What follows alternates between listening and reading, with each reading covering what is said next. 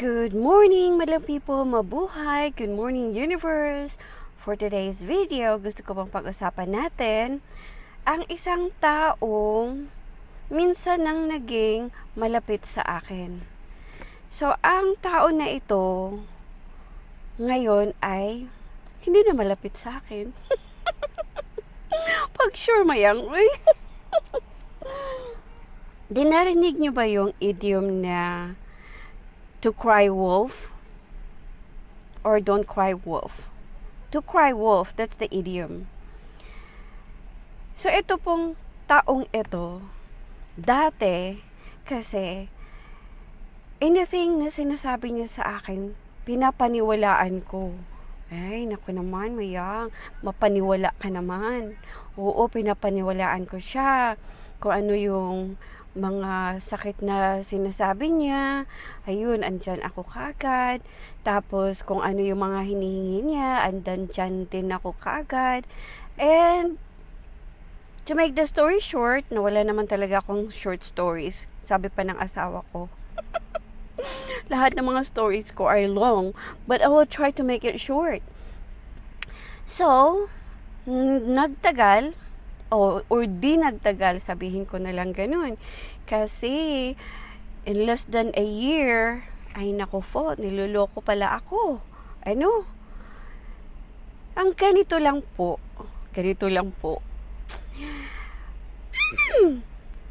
Alam nyo, sa mga nakarinig na sa story na to, just comment down below kung ano yung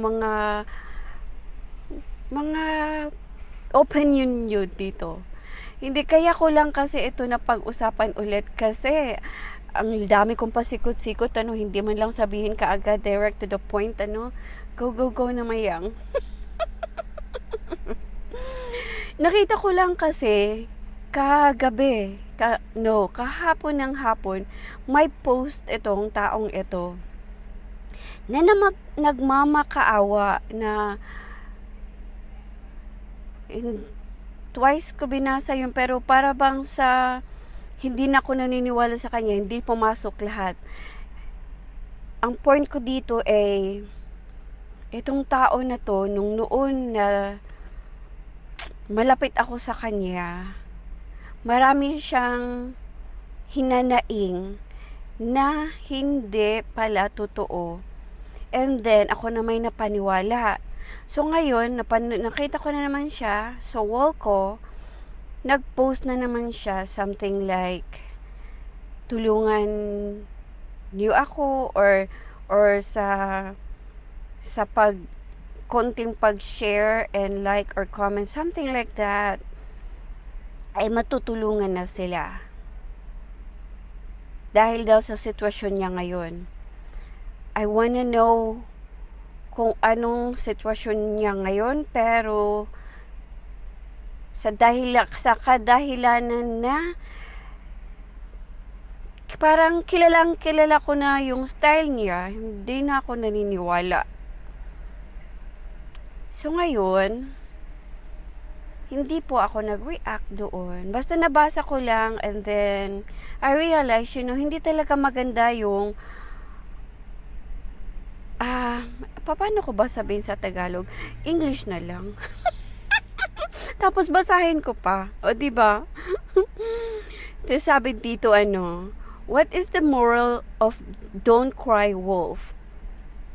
If you play a practical joke on somebody, they won't believe you. When something really bad happens, you will lose their trusts. So, I'm sure kayo dyan, mga viewers ko, napaka-smart nyo, naintindihan nyo na yun.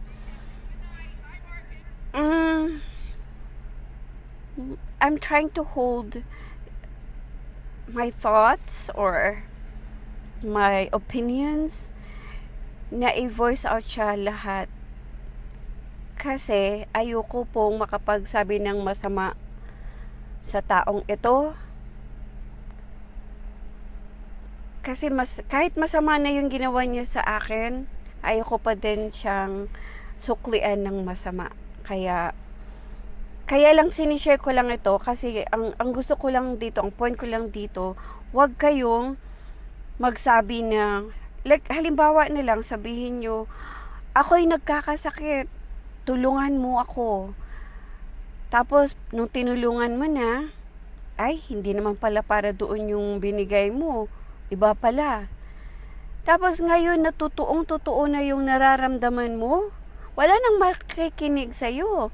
Kasi niluloko mo na. Ay, well, sa akin lang to. Pero hindi ko alam sa mga taong hindi pa nakakilala sa kanya. Maybe, madala niya. But din ako, hindi na po. Kasi po, marami na pong nagagalit sa akin. Huwag ko na daw talaga siyang pansinin. Wag na po. Kaya hindi ko na po siya pinapansin. Pero yun nga lang, yun na nga yung nakita ko kahapon. Yung post niya na sabi niya na kahit isang, yung simpleng, yung simpleng like, or share ba yun, something like that, would really help her part, lalong-lalo na po sa sitwasyon niya ngayon. Kasi may challenge na pinapagawa sa kanya na dapat kung manalo siya doon pala ay of course meron kang prize, 'di ba? Hindi ko man alam kung ano yung prize doon, whatever. But then moral lesson for today's video. Huwag kayong mapagkunwari, o 'di ba? Huwag kayong nanggagancho. Tama ba yung word na yun? Ng ibang tao. Ganun ba yun? Kung mabait yung tao sa inyo, pakitaan nyo naman ng kabaitan din. Hindi yung lulukuhin nyo. Kasi, sabi nga nila, opportunities next once. Kaya kung nandyan na yung opportunity, grab it. Ginagrab nga niya yung opportunity, opportunity niya dati. Kaso nga lang naman, inaabuso naman niya. So, wag ding maging abusado. Anong sa inyo dyan? Huwag maging abusado kasi when time comes na talagang kung totoong-totoo na yung mga pangangailangan nyo, wala nang taong tutulong sa inyo. Kung ganyan ang ugali nyo. Diba? Kung sino pa yung mabait sa inyo, siya pa yung lulukuhin nyo. Hindi maganda ang ganun. Diba? Iba sana yung topic ko ngayon. Maganda sana yung topic ko. Kaso lang, gusto ko lang i-voice out ito. Char! Hindi na ako galit sa taong ito. Pinapatawad ko na ang taong ito. Kaso nga lang, hindi na ako magpapakatanga para sa taong ito. Oh. Yun ba yun? Tama ba yun, Mayang? Char? Yun lang po ang hinihiling ko. Yeah. Yun lang pala ang suggestion ko sa inyo or request ko sa inyo or whatever. Basta pagka kasi ewan ko parang natatawa ako or hindi ko maintindihan yung nararamdaman ko ngayon habang sinishare ko ito ulit. Alam ko nyo, narinig nyo na ito ulit na naman. Ako ay naka-move on na po. Kaso nga lang talaga, hindi maiwasan. Itong social media naman kasi, dumaan sa wall ko naman yung butihing taong yun. Meron siya mga post na hindi ako nakakakita. Pero itong post na to, ewan ko, baka talagang sinet up na makita ko, pero hindi na nga ako magpapadala kasi naging tanga na ako dati. Huwag na ako magpakakatanga ngayon, 'di ba? Marami akong advisors diyan eh. Mahigit 20 yata yung mga advisors ko na pag ako naman ay susunod na naman or maawa na naman sa taong ito, naku, kukurutin ang tagiliran ko, no? Ayoko kayong makurot. Di ba, ano sa inyo dyan, mga ka-friendship ko? Basta yun lang talaga ang gusto kong i-point out ngayon. Don't cry wolf. Kasi, baka sa bandang huli, kung kailan mo talaga, kung kailan totoo na yung sinasabi mo, wala nang maniniwala sa iyo dahil sa mga pinaggagawa mo dati. Kaya, mga ka-friendship ko dyan, relate much ba kayo dito? wala namang kabuluhan itong wento natin. Pero sana naman may konting aral kayong konting aral kayong makukuha dito. Kasi naman talaga, sa mga panahon ngayon, na napakarami na ng mga scammers, don't be one of them. Don't be one of them. Ganun lang talaga yun. Maging totoong tao kayo. Life is so short, you know? So, kung sino yung mga mabait sa inyo ngayon, savor them. George, savor them. Sino yung mga totoong tao? Kasi baka in the next generation, puro na tayo robot eh. Mawala na yung chance nyo na magiging mabait kayo sa mga totoong tao. Ano na ba yung pinagsasabi ko? Pero hayaan nyo na. Wala na namang wenta. Ang wento na to. Ano mga ka-friendship ko dyan? Relate much ba kayo? Gets niyo ba ako? Huh?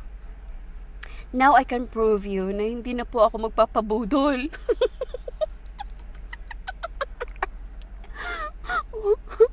Budol pa more? No more. Budol no more. Okay? Scammer no more. I hope. Cross your fingers. O, diba? Talagang, I'm holding my, ano bang hinuhold ko dito? Basta. Ayoko na pong magpapabudol kasi sa ngayon madaming sundalo nakapaligid sa akin. Nako, pagalitan nila ako. Sinabi ko na niyo po, ayun na naman. Sabihin na naman nila, sinabihan na,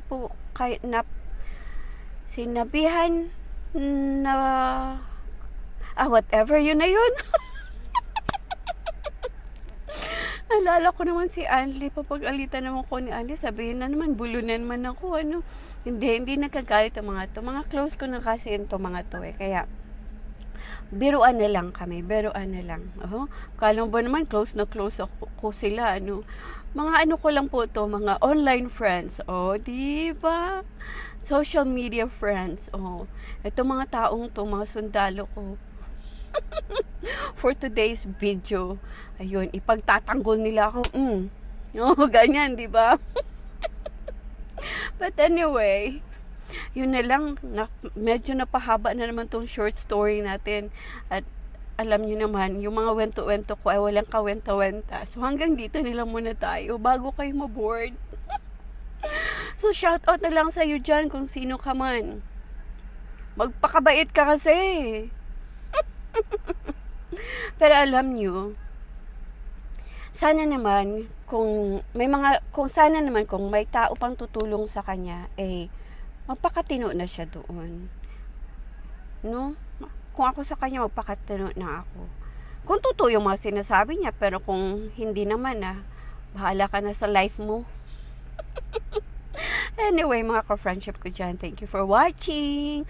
Please comment, like, and subscribe. Love you all. Mwah. Ciao, Bella.